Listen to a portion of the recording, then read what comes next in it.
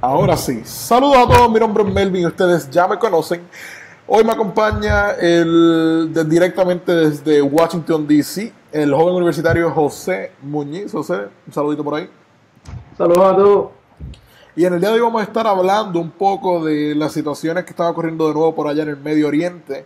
Estaremos hablando de un grupo terrorista, una organización terrorista llamada ETA. El nombre no se lo voy a decir porque lo busqué y no sé cómo pronunciarlo. Euskadi Katasuna. Ahí está. Estaremos hablando de ETA, estaremos hablando de las tensiones y las situaciones que están ocurriendo entre Estados Unidos y Corea del Norte. Tú sabes que Kim Jong-un es una persona que tiene muchos angers por dentro. Y, hey, sin gritar. Y estaremos hablando, por último, de la bomba que Estados Unidos tiró en Afganistán, ¿verdad? Vamos a ver cómo esa situación pues, nos afecta a todos, ¿verdad? No sé si quieres comenzar por hablar del grupo terrorista, José. ¿Qué es esta organización terrorista llamada ETA? Bueno, pues Euskadi Katasuna es una organización terrorista que se formó en 1959. Yo creo que la primera vez que me llamó la atención este grupo terrorista, que no sabía nada sobre ellos, fue hace 2 años atrás.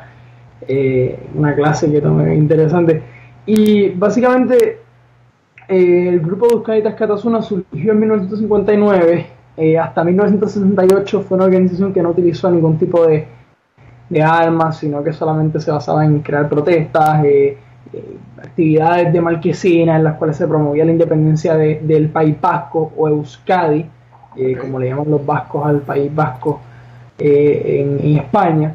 Y básicamente es una organización que promueve la independencia del País Vasco de España, o que también promueve la creación de un Estado socialista, y pues a partir de 1968 comenzó a realizar ataques terroristas a través de toda España, pero principalmente en el País Vasco. De hecho, hasta el día de hoy el 60% de los ataques terroristas de ETA han sido en el País Vasco. ¿Qué pasa a partir de los años 60? ¿Cómo se desarrolla ETA dentro del marco político español? Bueno, ETA principalmente atacó a los guardias civiles y a la palabra, estoy ahora mismo pensando aquí en 30 cosas a la vez. Atacaba a los guardias civiles y también atacaba a posiciones pues que básicamente estaban en enclaves donde habían civiles, y aproximadamente ha matado a 800 personas.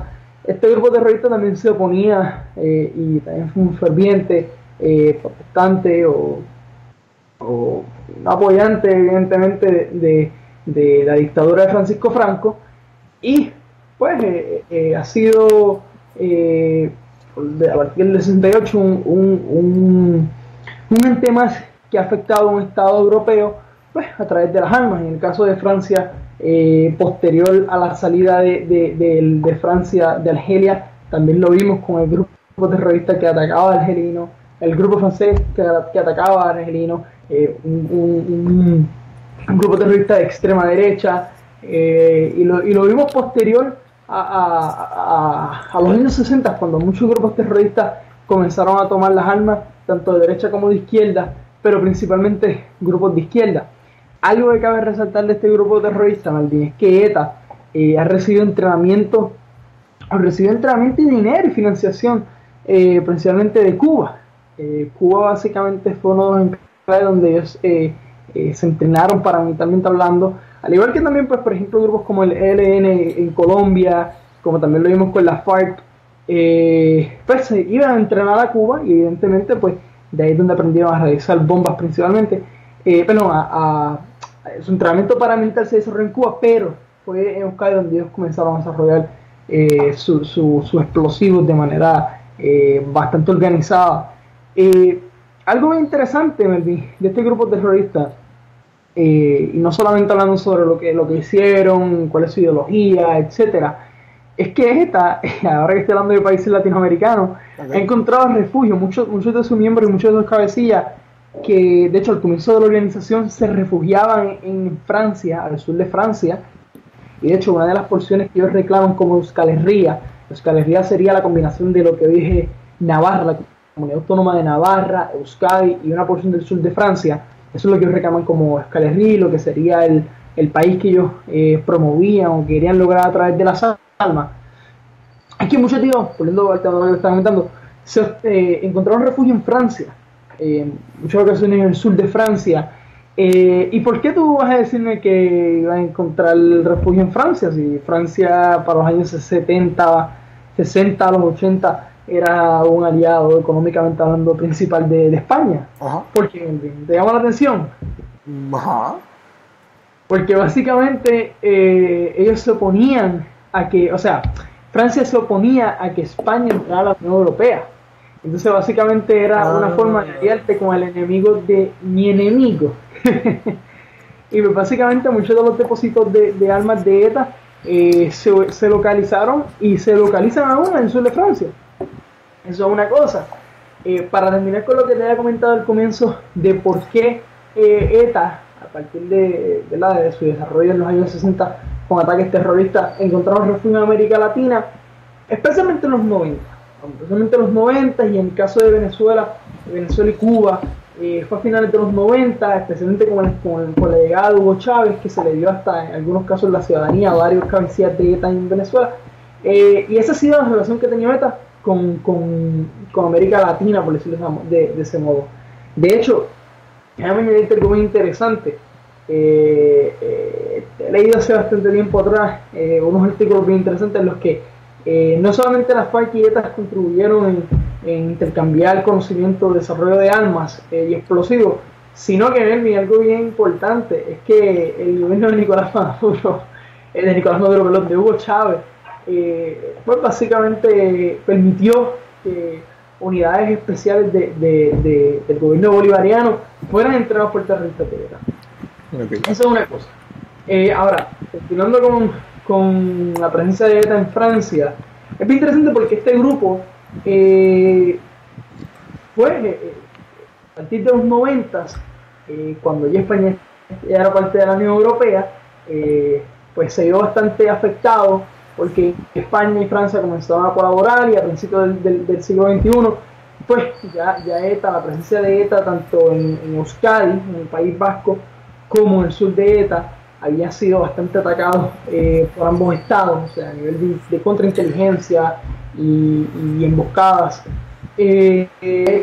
Por esa presencia de ETA anunció el cese definitivo a los ataques terroristas o al uso de las armas. Pero esto es interesante porque a pesar de ello, primero que nada, no se desarmaron y no se disiparon. Okay. Entonces, si una organización no se desarma y no se disipa, la tentación a volver o sea, no solamente la tentación, pero la incógnita de si esa organización va a realizar más ataques terroristas o no, estaba latente. Y esa es una premisa que nadie lo puede negar. Sin embargo, en marzo de este año, y a través de uno de los portavoces que fue arrestado en Francia, ETA anunció que iba a comenzar, que se iba a desarmar totalmente. Sin embargo, y de hecho será todo un poco más de información en una próxima columna que publicaré la próxima semana en el Nuevo Día, pero que explico básicamente qué tipo de armamento ETA entregó. Y básicamente ETA entregó entre 80 y 90 armas pequeñas, una pistola, .40, Glocks, whatever. Y también entregó aproximadamente, según los estimados que se dieron por parte de un comité internacional que fue ese agente imparcial, compuesto de hecho por varios sacerdotes del País Vasco, que de hecho, aunque esta es una organización no religiosa, una organización atea, okay, muchos sacerdotes católicos de la iglesia en el País Vasco apoyaron a ETA. Entonces, de hecho, hubieron dos, sí, bastante interesante, ¿verdad? Porque es que eran independentistas y básicamente, pues, de hecho, el independentismo vasco estuvo siempre a partir durante la dictadura de Franco, estuvo bastante promovida o bastante agilizada por la Iglesia Católica. Pero volviendo con el tema de este grupo imparcial que se creó, pues básicamente estaban puestos por varios sacerdotes, miembros de la sociedad civil, personas que apoyaron a ETA, aunque apoyan a ETA, y pues básicamente entregaron 100 toneladas en explosivos, entre 80 y 90 armas, miles de municiones, y pues básicamente ETA se desarmó. Sin embargo, o sea, según la organización, en una institución pública que está en Bayona, eso es el municipio de Valladolid, en Euskadi, pero sin embargo, los servicios secretos españoles entienden que todavía faltan armas y que aproximadamente esto todavía posee 2 toneladas de explosivos. O sea, que el desarme no fue un desarme en términos reales, sino fue, yo le llamaría un postureo para las cámaras. O sea, que esta buscaba o sea, era un grupo que buscaba que específicamente la separación. Básicamente, pues, como te comenté, buscaba la independencia del País Vasco. El País Vasco siendo España y... El País Vasco es en España, es el norte de España. Okay. No sé si puedes enseñar un mapa. Además, no sé si las personas están viendo la foto que te envié de ETA, eso sí, pero también puedan ver una imagen sobre el mapa territorial de España y la localización del País Vasco, que es al norte de España, entre la frontera, colindando con la frontera francesa al norte. Pero el territorio que básicamente ETA reclamaba, que de hecho creo que te lo puedo enviar para que lo veas, es una porción del sur de España y también Navarra, que es al sur del País Vasco y el País Vasco. Eso es básicamente lo que ETA reclamaba.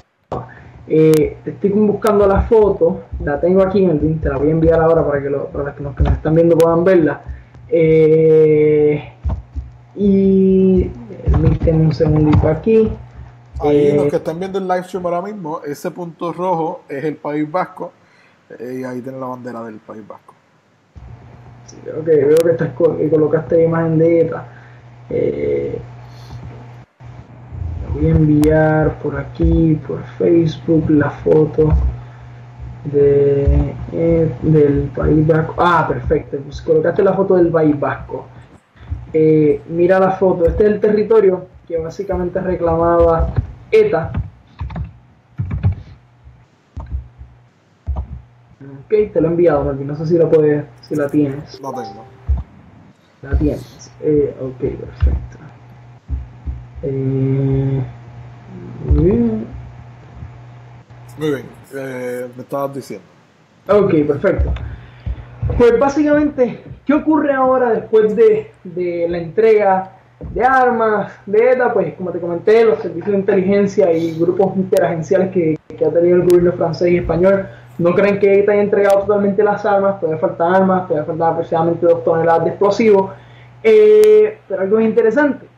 Y de hecho, algo que se me olvidó y quería comentarte, yo no sé si alguno de los televidentes que nos está viendo recuerda de quién era Carrero Blanco. Carrero Blanco fue el presidente del gobierno español en el 73, durante la dictadura de Franco. Y Carrero Blanco, no sé si recuerdan, o los que sepan un poco sobre ETA y España, no sé si recuerdan, pero el señor Carrero Blanco murió porque su carro, la parte de abajo del carro estaba repleta con explosivos que ETA colocó. Oh, wow. Y mira qué increíble fue la explosión, Melvin, que el carro literalmente voló, cayó en el techo de un edificio y después de caer en el techo de un edificio volvió a caer al otro lado del edificio. O sea, los años oscuros de ETA fueron entre los años 70, 80 y 90. La masacre, o sea, en Vic, en Cataluña, fue una cosa horrible. Y algo importante de ETA, antes de llegar a la culminación de este tema, es que ETA negoció con el gobierno español durante la presidencia del señor Zapatero, del PSOE, del Partido Socialista Obrero Español, pero no logró un acuerdo. Posterior a la llegada del presidente Mariano Rajoy, pues las cosas se pensaban más y obviamente ETA sabía de la obligación, ya que han perdido sus cabecillas, muchas de sus armas han sido encontradas y whatever, este desarme unilateral, aunque no se han disipado totalmente. Y esto es un tema bien importante para poder entender por qué ETA se está movida. Ahora, el líder de la izquierda Abertzale, o de la izquierda Abertzale, o de la izquierda nacionalista vasca, Arnaldo Otegi, y quien fue miembro de ETA y secretario general y fundador del Partido Nacionalista también de izquierda, Batasuna, estableció cuáles son, o sea, en representación no oficial de ETA, yo le llamaría de esta forma, en que ya es momento de que el Estado español retire todas las fuerzas invasoras y todas las fuerzas militares del país, o sea, refiriéndose al País Vasco, y también a que los presos de ETA sean relocalizados, mejor dicho, en el País Vasco. Okay. Y básicamente me parece que para el mundo, en el pleno siglo XXI, esta movida de ETA es buena, aunque hay que verla con mucha reserva. Y dentro de ese paradigma me parece crítico el que ETA básicamente se disuelva. Al igual que yo creo que esta es la postura no solamente de la derecha española, pero yo creo que es la postura de la comunidad internacional del mundo. Yo creo, y de hecho esta es la última organización terrorista en Europa. Así que su disolución, o sea, activa, hay que declarar, su disolución y estas noticias tan bonitas, yo creo que son buenas para la humanidad. Sin embargo, todavía más de la mitad de los 800 casos de los 800 asesinatos, de los 829 asesinatos de ETA están sin resolver, y yo creo que el dolor de la familia de esas víctimas todavía está ahí. Yo creo que la impunidad que ETA no debe usar básicamente es el dolor que nunca dejará de cesar, aunque sea un poquito. Y va, eso es ETA. La verdad que está bien interesante. Cuando hablamos siempre, cuando las personas hablan de un grupo terrorista, ¿verdad? Obviamente sabemos que los fines de un grupo terrorista, principalmente según la definición, si tengo entendido y me acuerdo bien, es pues tiene que ver con la política. O sea, es un grupo que tiene un fin político. Realmente podríamos decir que, al menos de nuestros ojos, basado en nuestra cultura, ¿verdad? Tú y yo somos puertorriqueños, basado en nuestra cultura, ¿todos los grupos terroristas son malos o puede ser que hayan grupos terroristas que son buenos? Una pregunta difícil. No lo difícil, pero la veo interesante, porque la palabra terrorismo, es fea. La definición del terror... ¿Ah? La palabra terrorismo es fea, suena fuerte. Pero es que la palabra terrorismo, según la comunidad internacional, es causar no solamente pánico, pero es causar la palabra es importante en esto. Terror, miedo. Ansiedad y miedo a un grupo de civiles. Okay. Ya sea a través del uso de las armas, de bombas, de cualquier forma. De hecho, algo muy importante que no mencioné sobre ETA. ETA todavía se estima que todavía tiene varios lanzamisiles en su poderío. O sea, esto es bien interesante, pero yendo de la mano con lo que me preguntas, el terrorismo es terrorismo. Y ya se hace... O sea, aquí no existen causas buenas o causas malas, el terrorismo es terrorismo. Yo creo que durante la Guerra Fría aprendimos que el terrorismo es terrorismo, y que las luchas próximas no llevan a nada, lo que llevan son a crisis. Y el terrorismo no es bueno. O sea, por ejemplo, Estados Unidos con la Operación Gladiola en Europa a partir de los años 60, básicamente también gracias al apoyo de las mafias italianas, grupos paramilitares en los Balcanes, en Francia, en toda Europa en general, básicamente buscaba matar a líderes de izquierda. Y esto era terrorismo. Entonces, yo para mí entender el terrorismo no puede quedar sin impunidad, y no existen causas buenas. O sea, aunque sean, por ejemplo, para hablar de liberación nacional, etcétera, yo no creo en ese tipo de causas. Tomar las armas para luchar contra un Estado es muy diferente. O sea, tomar las armas para luchar contra un Estado en vez de causar dolor a un conglomerado civil, yo eso no creo que pueda. Sí creo que, por ejemplo, las luchas de liberación nacional, como la que dieron los argelinos, como las que, por ejemplo, se dieron en Latinoamérica, en Cuba, en la Argentina, o sea, los tumaparos también en Uruguay, o sea, son causas y luchas legítimas, pero el terrorismo yo no lo veo como una vía alterna para causas buenas. La FALN es considerado un grupo terrorista. O sea, era considerado un grupo terrorista. La FALN, la Federación Armada de Liberación Nacional, puertorriqueña. Las Fuerzas de Liberación Nacional, ¿tú me estás hablando a mí de los macheteros o porque hay muchos que se llaman Fuerza de Liberación Nacional? No, o sea, el grupo como tal, en el cual pertenecía, un ejemplo, Oscar López y este tipo de personas. ¿Eso se puede considerar un grupo terrorista? Es que era un grupo terrorista, o sea, se disolvió, más o menos hasta finales de los 90 fue un grupo terrorista. La Fuerza de Liberación Nacional, los macheteros, tienen una historia bien particular, también fueron financiados y entrenados en Cuba. Oh. Sí. Oye, Cuba está al garete con esto, financiando por allá todo. Fue entrenarse a Cuba y se entrenó en Cuba. Bueno, Cuba históricamente ha tenido, de hecho, algo muy interesante, Cuba sin duda alguna para mí, entre los años 70, o sea, mediados de los 60 y años 80, fue uno de los países que más dinero aportó y que más, paramilitarmente hablando, entrenó a grupos que estaban realizando actividades de liberación nacional. Por ejemplo, algo interesante, en la guerra de Yom Kippur, por ejemplo, en 1973, Cuba envió un batallón, además de haber estado peleando en Angola, también Cuba envió un batallón para que luchara del lado egipcio, o sea, contra los israelíes. No sé si recuerdan, pero en la guerra del 73, Siria y Egipto atacaron a Israel. Israel en la guerra del 67 se había extendido y había ganado el Sinaí, la guerra del Shaba en el Líbano, había ganado los Altos del Golán, Gaza, Judea y Samaria, West Bank y también Jerusalén del Este. Y es interesante porque Cuba ha estado envuelta en muchos lados, ha apoyado, ha tenido guerras proxy, por decirlo de alguna manera, aunque sea no directamente interviniendo, pero sí apoyándolos de alguna manera u otra. Y sí, es bien interesante, Cuba ha estado en todos lados. Está chévere eso. Bueno, el próximo tema que tenemos aquí es un tema que se lleva hablando, yo diría que desde hace par de tiempo, porque lo que es Kim Jong-un, hemos visto que siempre ha estado, por decir así, echándoselas con su poder militar que tiene, ¿verdad? Lleva tiempo diciendo que tiene esto, que tiene aquello otro, que tiene esta bomba, que tiene esto, haciendo sus paradas que sabemos que son bien simbólicas para ellos y se ven bien impresionantes desde nuestro punto de vista, ¿verdad?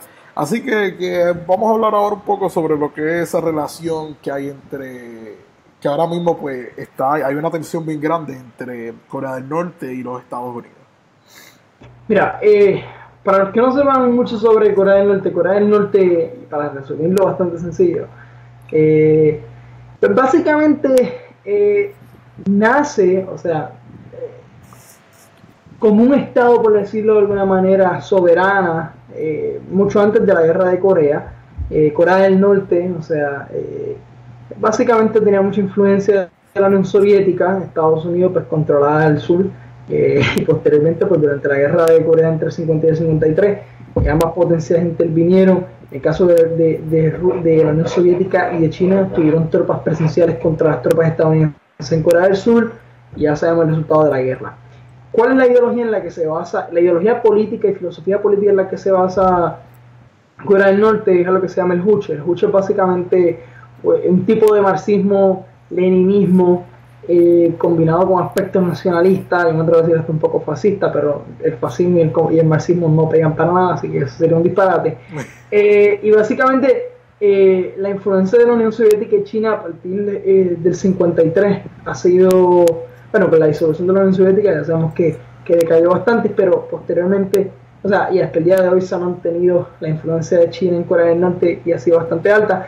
Y básicamente esa es la ideología en la que Corea del Norte cree. Y de hecho, para los que no sepan qué es el marxismo-leninismo, es básicamente una ideología en la que una élite política es la que controla todo el Estado. En muchos casos, en el caso de Corea del Norte, pues un sistema parlamentario, whatever, totalmente undemocratic. Pero básicamente, pues ese líder, ese partido que controla a todo este país, tiene un líder supremo, un dictador. Y pues básicamente hoy vemos a Kim Jong-un. En el pasado fue su papá y previamente su abuelo. De hecho, el calendario el calendario de vida que hay en Corea del Norte se basa en base a la vida, a la edad del abuelo de Kim Jong-un. Por eso es que vemos que hoy se celebran los 105 años de la República Democrática de Corea del Norte. ¿Por qué 105 años? Y de hecho, Corea del Norte es una o sea, los coreanos en el norte son uno de los grupos étnicos más antiguos de todo el mundo. ¿Por qué? porque básicamente se celebra, o sea, se cuenta el periodo de tiempo de la vida del abuelo de Kim Jong-un. Ahora, ¿qué ha pasado con Corea del Norte? Mira, Corea del Norte básicamente comenzó a desarrollar el grueso de su programa nuclear en los años 80. De hecho, a finales de los años 90, de hecho, Bill Clinton lo intentó. Posteriormente, a principios del siglo XXI, también hubieron, como, no se puede decir del siglo XXI, pero puedo decir de este siglo, o de los años 2000, hubieron negociaciones para que Corea del Norte redujera su programa nuclear. Posteriormente, a principios de 2003, 2004, las conversaciones se acabaron, ellos siguieron por la libre, por decirlo así, y han enviado puertorriqueños y no solamente dieron por la libre, sino que comenzaron a planificar a largo plazo qué era Irán lograr. En el 2006, entre 2006 y 2010, cuando ya tenían preparadas varias pequeñas mini ojivas nucleares, y pues básicamente Corea del Norte aumentó, especialmente con la llegada de Kim Jong-un, pero Kim Il-sung era un poquito, no voy a decir neutro ni moderado, pero era un poquito más, él sabía con lo que jugaba, especialmente con Occidente, y no tenía esta retórica tan gruesa que ha tenido Kim Jong-un por los pasados 3-4 años. Y pues básicamente es a partir de la llegada de Kim Jong-un cuando han habido casi, estamos hablando, bajo él han habido 4 pruebas nucleares, si mal no me equivoco, porque Corea del Norte ha realizado ya 5 pruebas nucleares. Pero es con él la que ha habido ya 3 o 4 pruebas nucleares, o sea, casi todas las pruebas nucleares que ha hecho Corea del Norte. Pero ese no es el único problema. Corea del Norte, de hecho, también tiene, además de enriquecer uranio y también enriquecer plutonio, y por ejemplo, también, de hecho, para los que no sepan, pero el programa nuclear que Israel bombardeó en 2007 en Siria, quien estaba desarrollando ese programa en territorio sirio eran los coreanos. O sea, Corea del Norte era el que estaba desarrollando ese programa en Siria. También Corea del Norte e Irán han intercambiado inteligencia, han intercambiado conocimientos sobre enriquecimiento de uranio.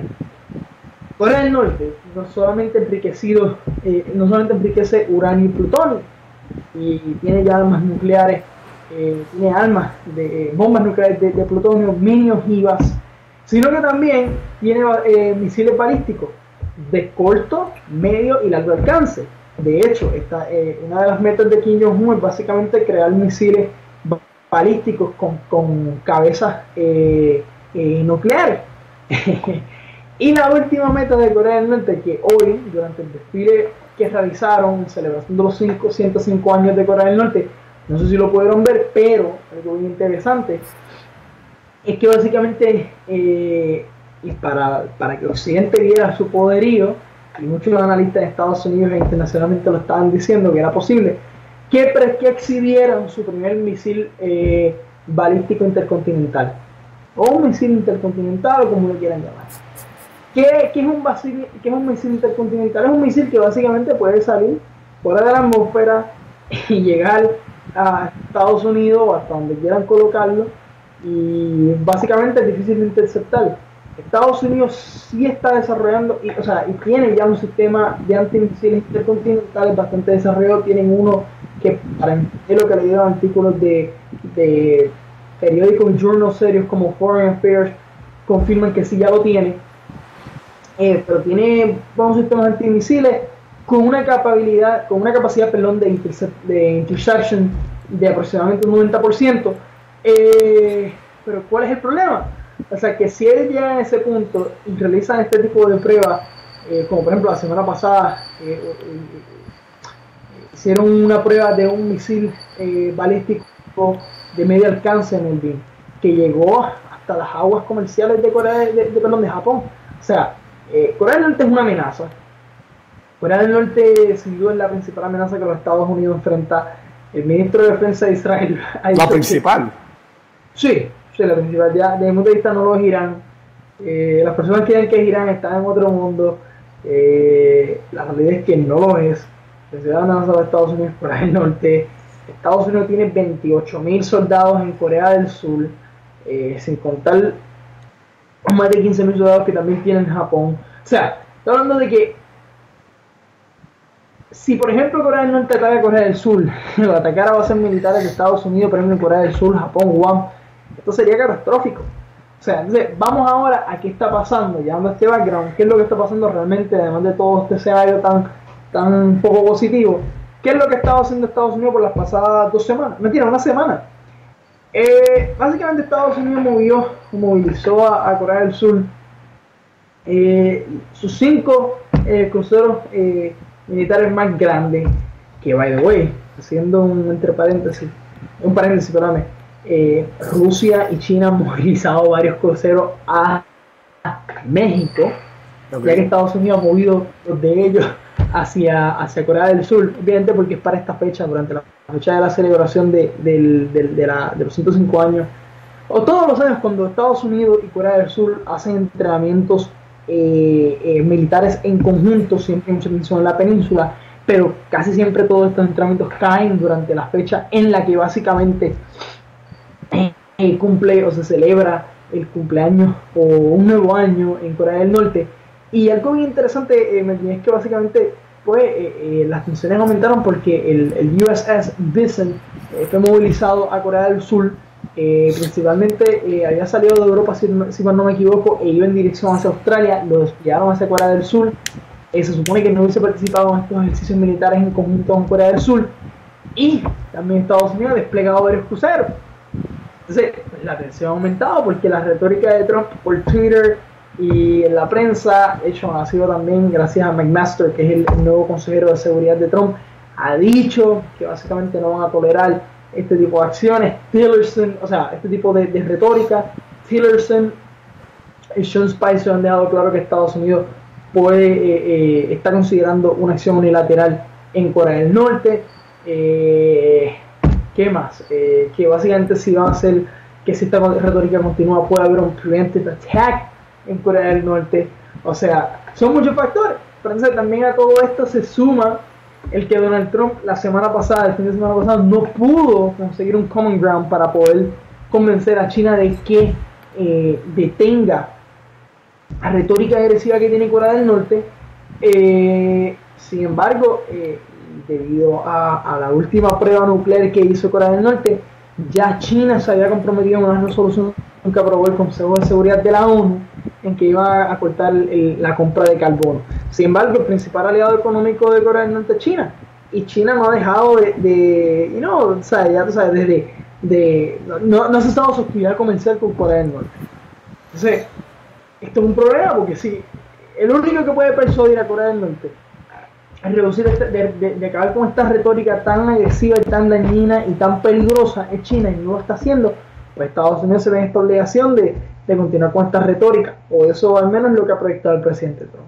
Sin embargo, hoy leí que China was willing en tratar de hablar con Corea del Norte para que reduzca estas tensiones. Sin embargo, Kim Jong-un es evidente que es un líder que no tiene mucha cabecita allá adentro, o quiere hacerse más macho porque tiene 1 millón de soldados, tiene armas nucleares, pero no sabe que los Estados Unidos, que es el país que hace que consume o que genera 2/3 partes de todo el gasto militar del mundo, que gasta más de 600 trillones de dólares, de los billones de dólares en gasto militar, tiene muy buenas estrategias y muy buenas posiciones alrededor de Corea del Norte, y ellos no tienen buenas posiciones alrededor de ella, alrededor de los Estados Unidos.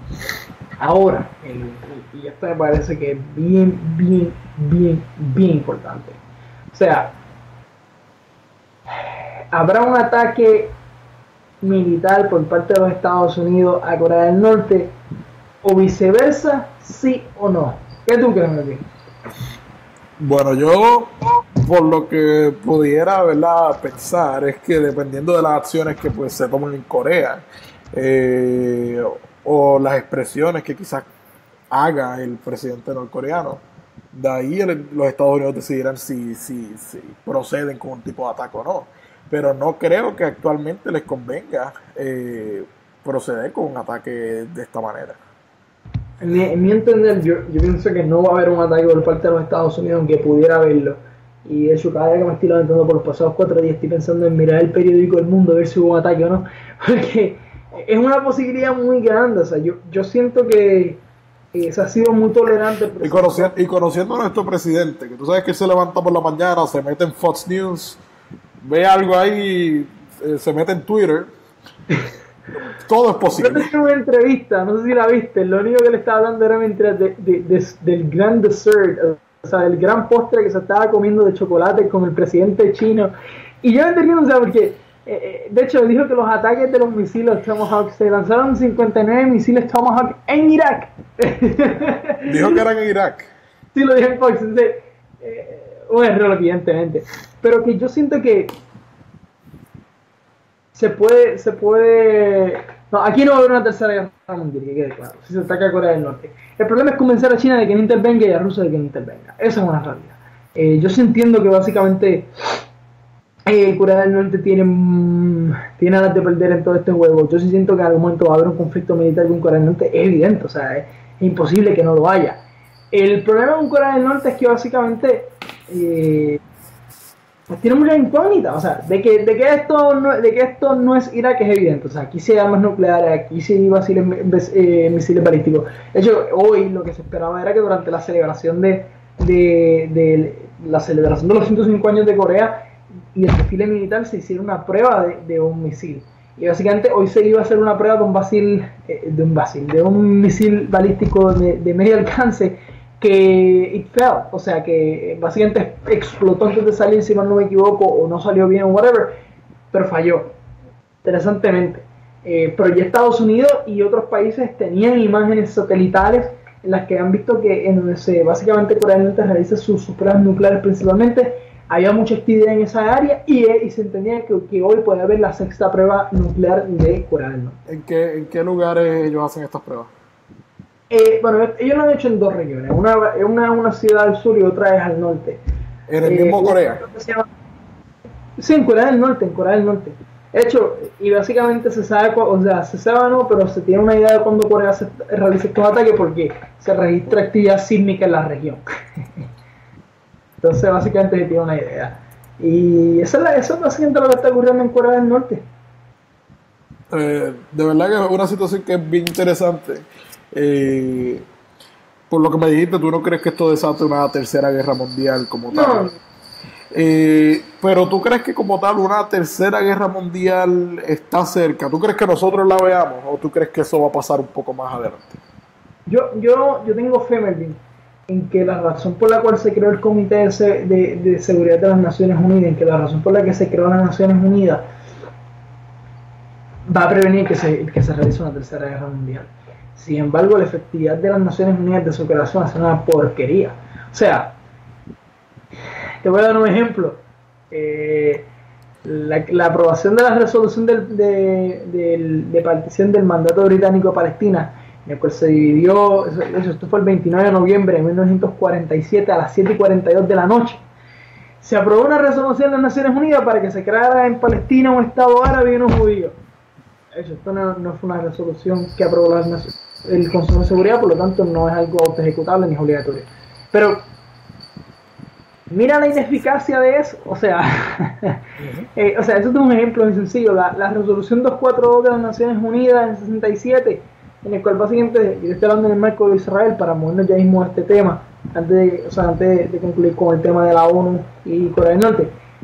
Básicamente buscaba el que se diera land for peace, o sea, que básicamente entrar a tierras árabes para que Israel tuviera paz. Entonces, un fracaso total. O sea, las Naciones Unidas es bastante ineficiente. Mientras veamos países que básicamente parten de la premisa de que el tiranismo y los controles, el crear un control social singularmente dentro de un grupo de gente, no hace bien. Entonces, pues básicamente no es eficaz. Las Naciones Unidas no es un ente eficaz. Tiene un rol simbólico en el mundo y para mí es una pérdida de tiempo. Y no me molestaría que Estados Unidos le corte el 25% porque, toda la aportación de dinero que le da, que eso es el 25% de todo el dinero que tienen las Naciones Unidas anualmente en su presupuesto consolidado, y que también le quiten las tropas estadounidenses que le dan a Naciones Unidas o a los cascos azules de la ONU, porque la ONU probablemente no tiene una razón para, desde mi punto de vista, no voy a decir para existir, porque creo que debe existir, pero no tiene eficacia. Punto. Okay. Bueno, ya llevamos 40 minutos dentro del live stream. Vamos para 40 minutos. Sí.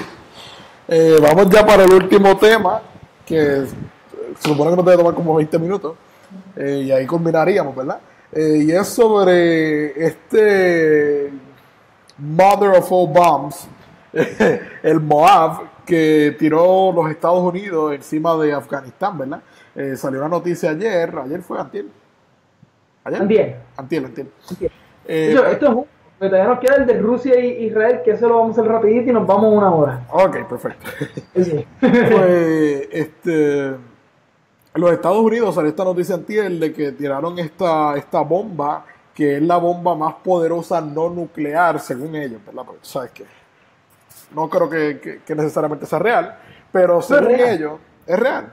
Pero te voy a explicar por qué. Continúa. Okay. Pues según ellos, ¿verdad? Es la bomba más poderosa no nuclear, y pues la tiraron encima de Afganistán hace 2 días atrás. ¿Qué rol tiene que ver esto en lo que está ocurriendo? Bueno, pues básicamente, para los que no sepan, Daesh, y ya hablamos de ello la semana pasada sobre ISIS en nuestro video anterior, ISIS pues básicamente también tiene presencia en el norte de Afganistán. De hecho, el gobierno de Kabul se encuentra peleando, para los que no saben, Kabul es la capital de Afganistán. Kabul se encuentra peleando tanto con los talibanes como con Daesh, sin contar otros grupos sunitas también en Afganistán contra los que están peleando. Entonces, ISIS por los pasados 8 o 10 meses ha tenido un auge bastante heavy y han tenido bastantes avances en el norte de Afganistán. Y Estados Unidos, pues, como continúa con su presencia militar allí también todavía bastante marcada en las calles y tienen varias bases militares, pues básicamente decidió utilizar, y yo creo que es una movida de geopolítica bastante analizada, bastante con un mensaje bastante profundo, lanzar la bomba MOAB. La bomba MOAB es una bomba que pesa 10 toneladas, que básicamente puede penetrar aproximadamente 112 pisos de un edificio. Imagínate cuán poderosa es. Es como casi aproximadamente 3 o 4 veces más fuerte que una bomba antibúnker. Conté con eso, la explosión, las fotos que salen no se ve tan wow, pero... No se ve tan guau porque la razón por la cual se tardó en explotar y ver todo el fuego y la bomba esa que salió, que pareció como un hongo, como si fuera una bomba nuclear, no sé si lo viste, es por el básicamente siguió penetrando y penetrando tierra. Oh, wow. Eso fue que se tardó, o sea, eso es una bomba que básicamente penetra tanto y tanto que por eso es que se tarda, y tú piensas que no explota más. Pero sin embargo, aunque los yihadistas lo han negado, aunque Daesh lo ha negado, pues básicamente mataron a 90 yihadistas. Algo bien interesante, pero desde el punto de vista de relaciones internacionales, desde el punto de vista internacional, el mensaje, desde mi punto de vista, ratifico ello, Melvin, el mensaje de todo esto, Melvin, era básicamente decirle a Corea del Norte, Irán y a todos nuestros enemigos, o sea, a todos los enemigos de Estados Unidos, esto es un ejemplo de lo que les puede pasar. Exacto. Ese es mi punto de vista, o sea, yo, al igual que el mensaje también de los misiles lanzados en Siria, o sea, porque a pesar de que yo no haya, de que I don't agree with it, el mensaje de los misiles lanzados en Siria es básicamente decirle a los dos aliados de Bashar al-Assad, Irán y Rusia, de que esto es lo que puede ocurrir en un escenario en el que Irán, por ejemplo, salga fuera del acuerdo nuclear, o en el que Irán, por ejemplo, le ponga patrón y aumente su retórica que de hecho, by the way, no voy a cambiar de tema, pero que puede cambiar cuando, por ejemplo, el nuevo Ayatollah, porque el Ayatollah Khamenei básicamente está viejo y muchos han comentado quizás haya tenido cáncer de próstata y que pueda morir pronto y whatever, que pueda aumentar como el sucesor de Khamenei en Irán. Eso es básicamente lo que te puedo comentar de Afganistán. Y sí, yo creo que a pesar de ello, y ya que estamos hablando de Afganistán, en Afganistán básicamente el gobierno de Kabul, a pesar del auge que ha volvido a tener los talibanes, especialmente al norte, han manejado esto más o menos, a pesar de los ataques, ¿verdad?, que los talibanes realizaron, por ejemplo, hace unos meses atrás a la embajada española, al cónsul, a la embajada española y otros grupos diplomáticos, otras misiones diplomáticas en el país. pero ha podido manejar de cierto modo la situación que tienen con los talibanes, aunque no el paso que la ciudadanía debería o merece ver, pero sí, se ha dado ese proceso, Melvin. Excelente. Bueno, así que tú lo ves más como un mensaje a los enemigos de los Estados Unidos sobre qué es lo que les puede, ¿verdad? ¿Qué es lo que ellos tienen en reserva? Ahora, me dijiste que tú sí piensas que públicamente esta es la bomba más grande que tienen los Estados Unidos, porque obviamente sabemos que los Estados Unidos tienen uno de los budgets más grandes mundialmente para el militar. ¿Cuánto es? ¿300 trillones? ¿Algo así era? ¿Me coge tu pregunta? ¿Cuánto era el budget militar de los Estados Unidos? 300 trillones. Aproximadamente, o sea, 589 billones de dólares. Okay. O sea, que tienen un budget militar súper grande. Y sabemos que la mitad de las cosas la mitad de la inteligencia que ellos tienen, obviamente la mantienen secreta. Pero entonces, ¿tú crees que realmente esta es la bomba más grande no nuclear que ellos tengan?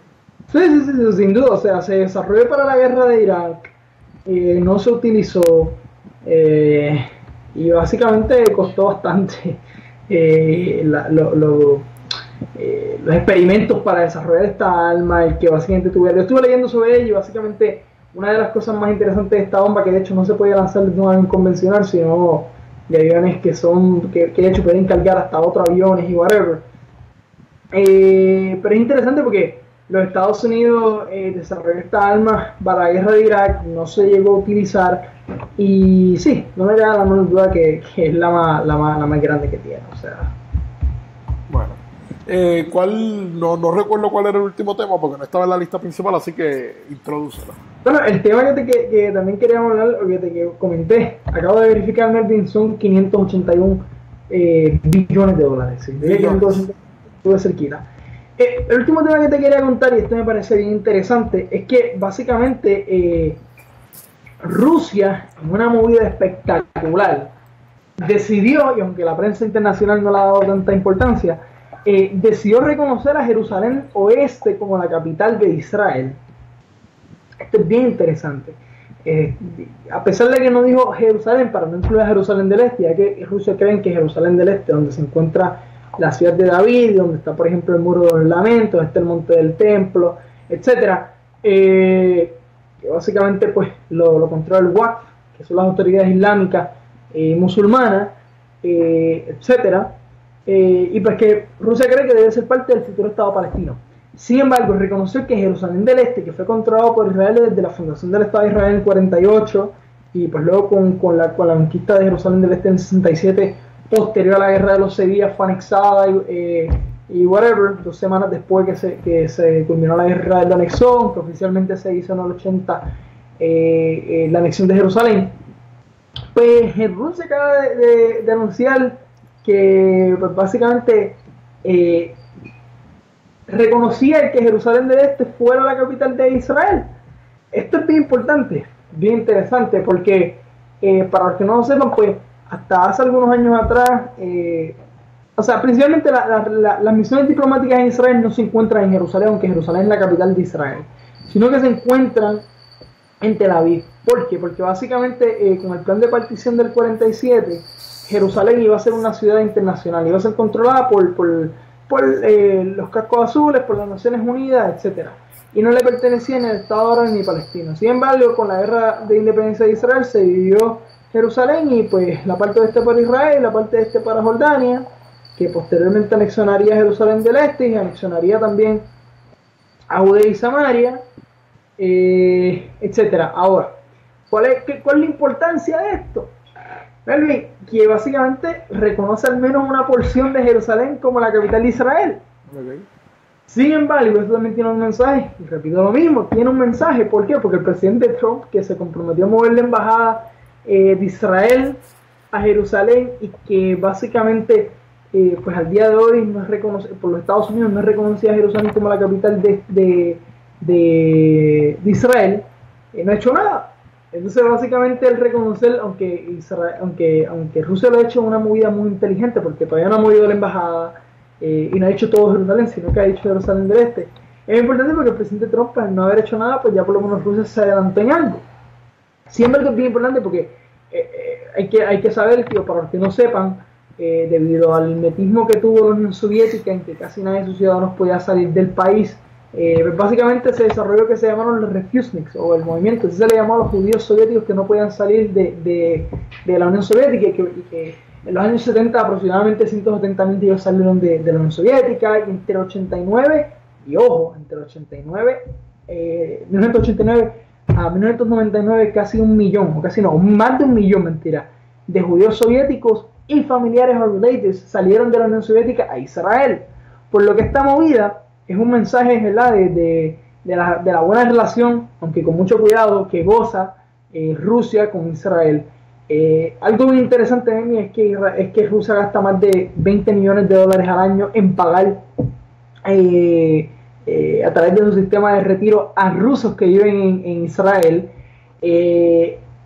¿Verdad? Con la Unión Soviética, Estados Unidos, Israel no tuvo relaciones diplomáticas Israel tuvo relaciones diplomáticas con la Unión Soviética hasta más o menos 5 o 7 años después que se formó el Estado de Israel, pero sin embargo después de ahí no fue hasta hace aproximadamente 25 años atrás que Israel renovó sus relaciones diplomáticas con Rusia, con la Unión Soviética, y también no tiene una relación bien bonita. Otra cosa bien interesante de este hecho de las relaciones Rusia e Israel, es que básicamente Netanyahu, el primer ministro de Israel, que ya fue el primer ministro de Israel en los 90 y ahora lo ha sido a partir del 2009, a punto de romperle el récord a Ben Gurion con más tiempo en esa posición como primer ministro, pues básicamente se reunió en más ocasiones con Vladimir Putin que con Barack Obama.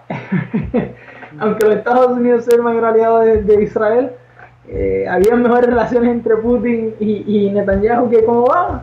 Obviamente, ideológicamente hablando, es evidente y es entendible. Y nada, me parece que esta movida es muy buena. Es una movida que se da mucho antes que los Estados Unidos lo haya realizado.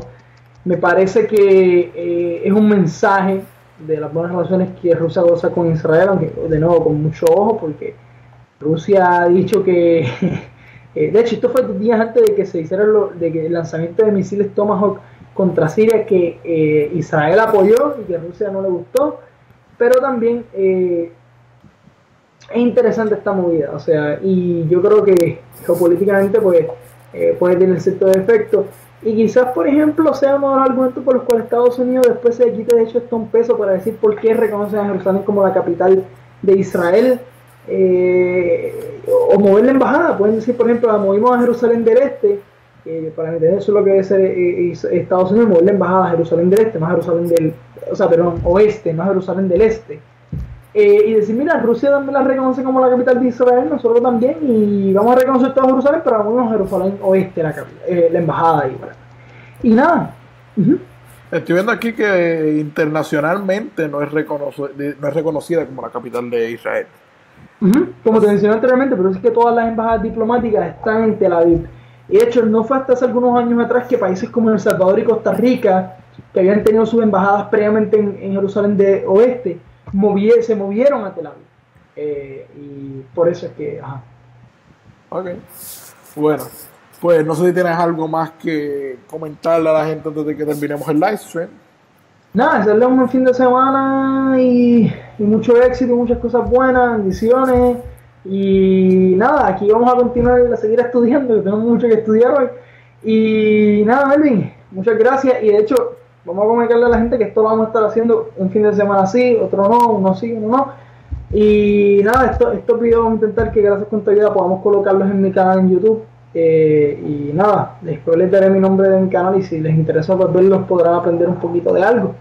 Un abrazo, Melvin, gracias por todo. Gracias a ti, buenas noches. Buenas noches a todos. Espero que nos sintonicen de aquí a 2 semanas. Así que nos estaremos viendo por ahí. Cuídense, gente.